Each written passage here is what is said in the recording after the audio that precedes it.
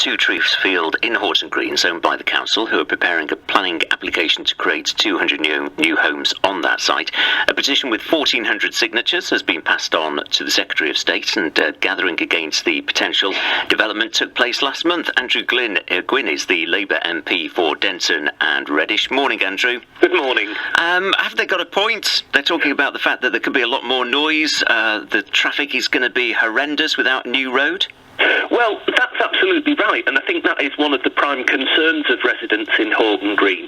You see, Horton Green 500 years ago was a tiny little village, 100 years ago was a tiny little village, and then 50 years ago Manchester City Council decided to build an overspill estate, which basically meant that all the open countryside between Horton Green and Denton was built on.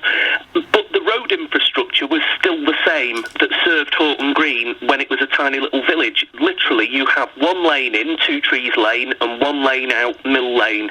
And so people are rightly concerned that you've just not got the infrastructure for another large estate feeding into the same road network. So I really do think that that is going to be one of the difficulties that any potential developer looks at, because the road network in and around Horton Green now is massively congested. We can't operate on medieval infrastructure.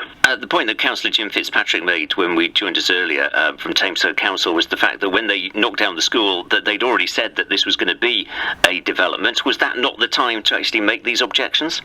Well, those objections were made at the time, and of course, when Two Trees closed and the new Denton Community College was built in its place, it was always envisaged that it would just be the school footprint that would be developed, not the entirety of the school site.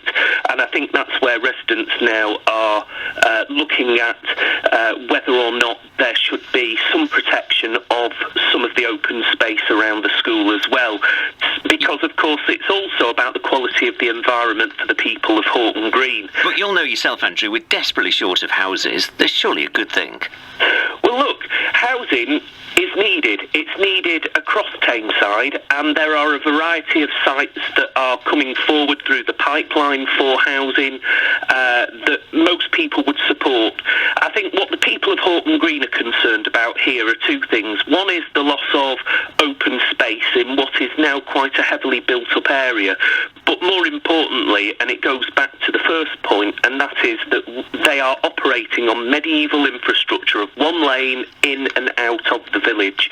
And so to put another 200 houses on there needs a massive upgrade of the infrastructure, and nobody at this point is proposing to do that. Okay, Andrew Gwynne, thank you for joining us this morning. Any thoughts on that, do get in touch. 81333, start your text with the word Manx. I was